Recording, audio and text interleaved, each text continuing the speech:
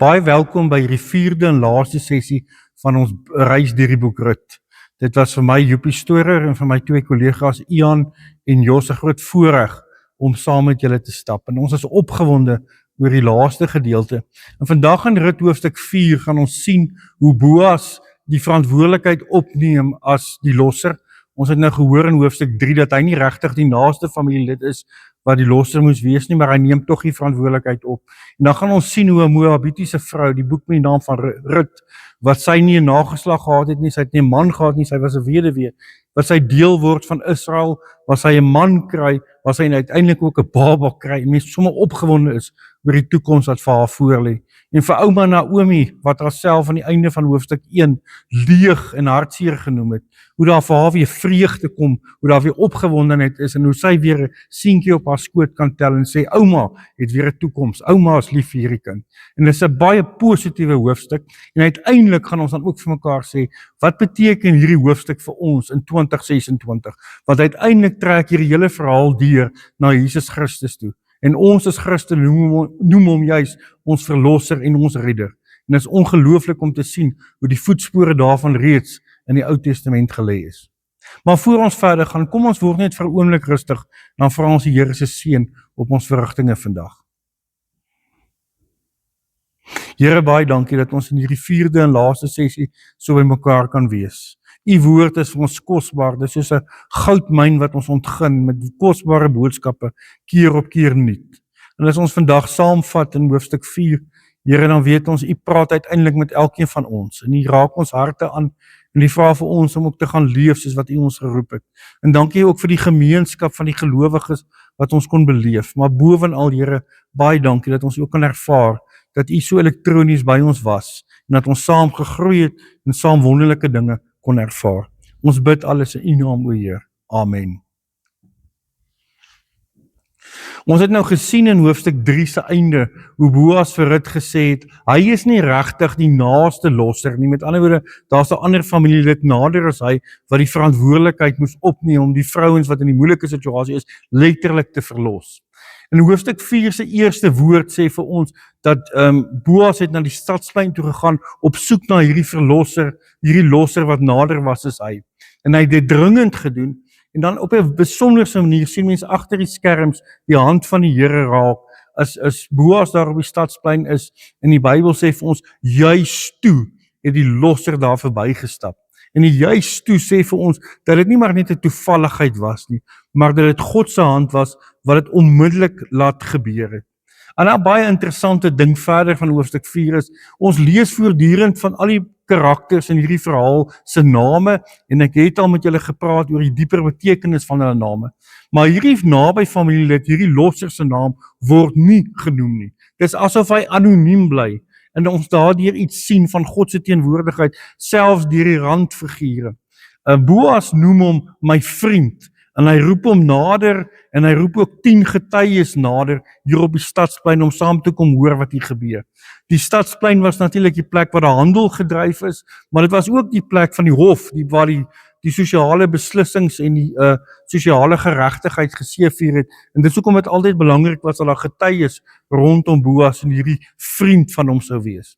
En Boas begin op 'n baie positiewe manier, praat hy met hierdie vriend van hom, en hy sê, jy onthou mos nou vir Elimelek, is 'n naby familielid van ons al twee, maar jy is 'n nader familielid as ek, en sy vrou het nou teruggekom van Moab af, en die stuk grond wat aan hom behoort, aan Elimelek behoort, kan nou in jou familie inkom, so jy moet nou net optree as die losser. En vir 'n oomblik as mens die verhaal daar stop, kan mens verstaan dat hierdie persoon baie opgewonde sou wees, want hier kom 'n boodskap van finansiële vooruitgang. Elimelek is dood, en ek neem nou die grond oor, en ek gaan nou bietjie ryker wees, en bietjie invloed hê, en sosiaal en ekonomies gaan dit met my beter gaan. En die man stem dan onmiddellik in, die vriend, om die losser reg uit te oefen. Maar Boas het 'n plan, en Boas werk vriendelik met die man, en nadat die man ingestem het, sê dan, maar jy besef dat hierdie vrou wat nou uit Moab uit teruggekeer het, sy het haar skoondogter met die naam van Rut, 'n Moabitiese vrou, ook saamgebring, en as deel van hierdie wonderlike lossingsreg wat jy nou gaan uitvoer, moet jy nou vir Rut as jou vrou neem. En dis amper asof 'n mens hier sien of daar 'n stukkie humor in die verhaal intree, of 'n bietjie skok in die verhaal intree, en of die verhaal vir 'n oomblik net stop. En jy kan sien hoe werk hierdie losser se kop, en hy begin met 'n Boas te praat, en hy sê, jong, in daai geval weet ek dan nou nie heeltemal of ek nie die regte persoon is om die lossersreg uit te voer nie. En dan kom mens agter dat Boas eintlik die heeltyd met hierdie slim plan van hom gewerk het. En dan voor die hele gemeenskap van die 10 ouderlinge of wyse manne wat mense hulle kan noem, dan neem hierdie losser die verantwoordelikheid weg. Dan word daar vir ons vertel in hierdie gedeelte, as deel van jou verantwoordelikheid wat jy afskuif, trek jy jou skoen uit, en hy gee sy skoen dan voor hierdie getuies vir Boas om te sê, nou is ek klaar met my lossersreg. Baie soos wat ons in die kultuur vandag iemand sou hand skud, of die ander voorbeeld wat ons baie goed ken, jy sit jou hand op papier, jy teken 'n kontrak. En dit was die Joodse manier daai tyd gewees, om te sê, ek staan af, vat my skoen, dis 'n teken van die feit, dat ek nie hierby betrokke sal wees nie. En van daai oomblik af, dan begin Boas die leidende rol te speel. En hy draai na die 10 leiers toe, en hy sê vir hulle, julle het nou gesien en gehoor wat hier gebeur het. Nou moet julle vir my kyk.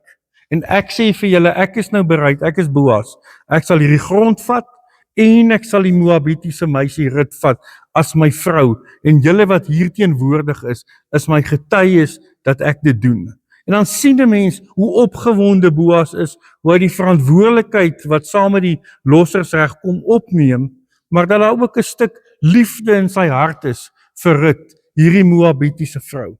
En dan op 'n manier, tref mense ongelooflike stuk teologie wat hier na vore kom, wanneer die wyse manne en eintlik die mense rondom hulle die seën van die Here oor Boas en oor Rut uitspreek, dan verwys hulle spesifiek na Rachel en na Lea, die twee maas, wat die maas was van Jakob, wat die ouers was natuurlik van die 12 stamvaders van die volk Israel. Julle onthou Jakob het 12 seuns gehad by die twee vrouens, en dan sê die wyse man en die ander vroue daar teenwoordig, mag jy en Rut wees, soos wat Jakob en sy twee vrouens was, dat daar 'n nageslag, 'n volk uit jou uitgebore word. En nou wil ek graag hier stop vir 'n oomblik vir ons as Christene, dat ons daaroor sal dink, wat uit hierdie nageslag uit, is eers koning Dawid gebore, ek sal dan 'n bietjie meer daarvan vertel, en dan later as ons in die boek Matteus lees, al vanaf vers 3 in die eerste hoofstuk, dan kom ons agter, dit is presies dieselfde bloedlyn, waaruit Jesus Christus gebore is, wat vandag vir ons redding en hoop gee. Dan trou Rut en Boas met mekaar, en 'n seentjie word vir hulle gebore, en sy naam is Obed, en Obed beteken dienaar. Hy is dienaar van sy ouers, hy is dienaars van die volk, uiteindelik ook is hy 'n dienaar van die Here. En die wonderlike van Obed is sy bloedlyn word dan die bloedlyn van koning Dawid. Obed is die oupa van koning Dawid. Rut en Boas is met ander woorde die ouma en oupa grootjie van hierdie wonderlike familie. En dan gebeur daar iets wat ek dink vir ons in 2026 op 'n sosiale en 'n familieband ongelooflik baie beteken. Ons het baie spreekwoorde in Afrikaans wat spot met slegte skoonfamilie, en die skoonfamilie word verdra en hulle kom nie goed oor die weg nie. Maar dan kom Naomi. Sy is nou Rut se vorige skoonma, en sy tel vir Obed op haar skoot, en sy druk hom vas, en hierdie ouma het skielik 'n klein kind. Maar dit is nie so eenvoudig nie, want dit is nie regtig haar kleinkind nie, dis haar ex-skoondogter se kind. Dit het bloedsgewys niks met haar te doen nie. Maar wat leer ons hier uit, is dat familiewees is meer as bloed. Familiewees is om jou hart oop te maak en iemand in te laat. En Naomi het haar hart oopgemaak vir Rut, en Rut het haar dogter geword, wat eintlik haar skoondogter was. Sy het haar hart oopgemaak vir haar skoondogter se tweede huwelik, en sy het gekyk na Obed, wat haar skoondogter en haar sy tweede man sy nuwe kind was, en sy het hom aangeneem as haar eie kleinkind. En ek dink dis iets wat ons in die wêreld waar ons leef, spesifiek hier in Suid-Afrika, regtig ook ter harte kan neem. Ons ken soveel stories van skoonfamilies wat nie oor die weg gekom het nie. Maar Rut is 'n verhaal waar baie lesse te leer, maar dit is ook 'n verhaal van skoonfamilie wat familie geword het. En mag dit regtig vir elkeen van ons ook 'n kosbare inspirasie wees. In Rut hoofstuk 4 sluit dan af met 'n geslagsregister. Baie keer lees ons sommer maar net as 'n oor 'n geslagsregister omdat dit vir ons inligting gee.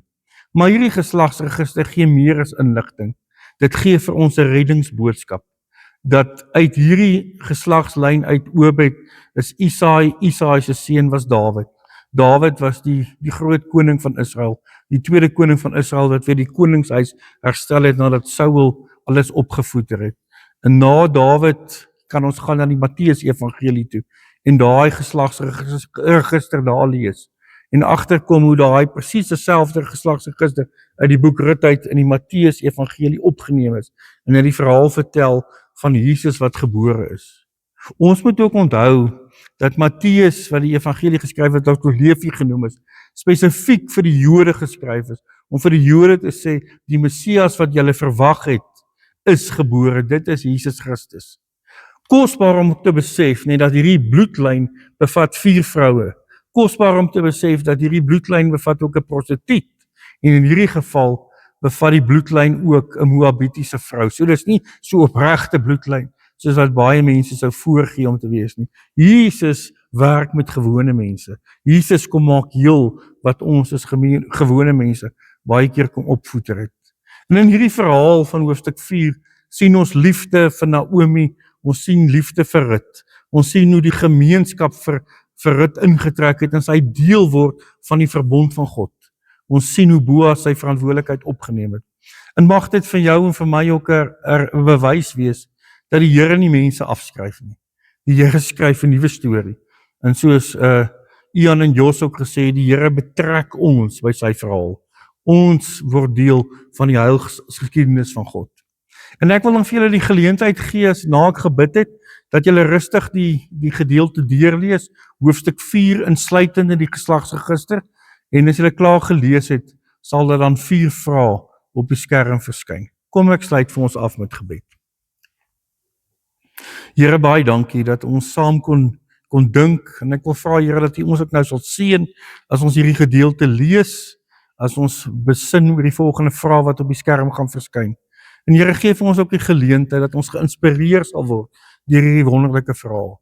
Dat dit vir ons ook vertel, Here, die wêreld verkondige boodskap van stikkindheid, maar U is 'n God wat heel maak. En U, Here, wil hê ons moet U boodskap van redding en van versoening en van vrede na die wêreld toe neem. Dankie dat ons in 2026 nog so baie kan leer uit die boek Rut uit. Amen.